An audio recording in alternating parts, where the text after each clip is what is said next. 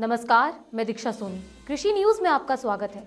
आइए नजर डालते हैं आज की कृषि से जुड़ी सबसे बड़ी खबरों पर। केंद्रीय स्वास्थ्य मंत्रालय के मुताबिक पिछले 24 घंटों में देश भर में कोरोना वायरस के 1,68,073 मामले सामने आए। इसी दौरान 277 कोरोना मरीजों की मौत भी हुई। हालांकि 69,959 संक्रमित बीते 24 घंटों में रिकवर भी हुए हैं।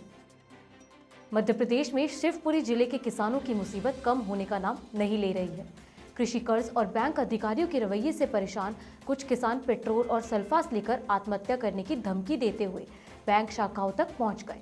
दरअसल उनका आरोप है, क्रेडिट कार्ड योजना के तहत लिया गया लोन वापस करने के बावजूद बैंक अपने रिकॉर्ड में उन्हें कर्जदार बनाए हुए हैं और अवैध तरीके से वसूली का दबाव बना रहे हैं।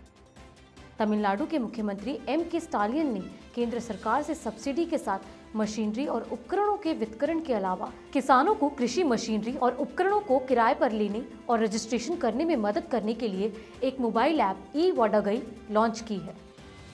तमिलनाडु सरकार ने कोविड-19 के खतरे के बीच जल्लीकट्टू कार्यक्रम की अनुमति दे दी है। हालांकि राज्य सरकार ने यह आयोजन की अनुमति कोविड प्रतिबंध के साथ दी है। आपको बता दें, सरकार द्वारा आयोजन में केवल 150 दर्शक या 50% बैठने की क्षमता, दोनों में से जो भी कम हो उसकी अनुमति दे दी गई है।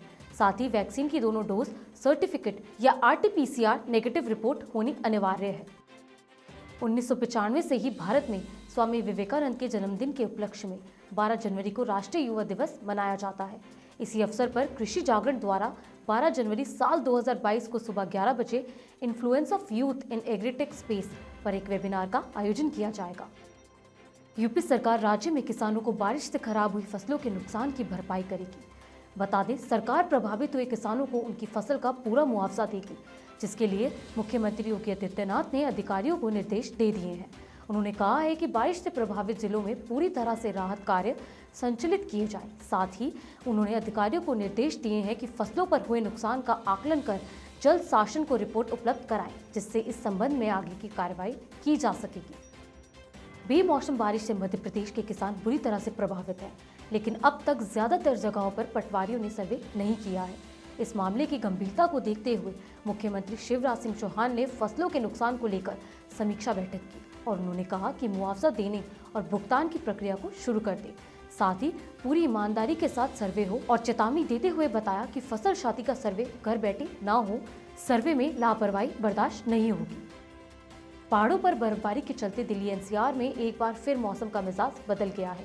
न्यूनतम और अधिकतम दोनों ही तापमान में गिरावट के साथ दिल्ली NCR में ठंड बढ़ गई है।